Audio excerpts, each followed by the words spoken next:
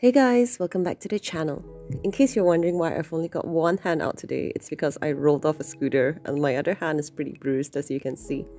It looks a little like cigarette burns at the moment, but rest assured, no domestic violence was involved. Holiday's been great, lots of adventures and exploring.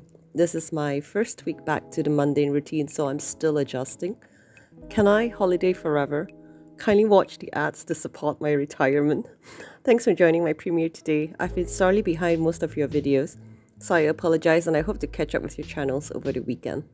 As this is my first time picking up the paintbrush after a hiatus, it was a bit intimidating. I wanted to ease back into painting with something a little less detailed brushwork. It's been a while since I did an impasto piece, so I thought this would be the opportune time to bring out the Pallete knife.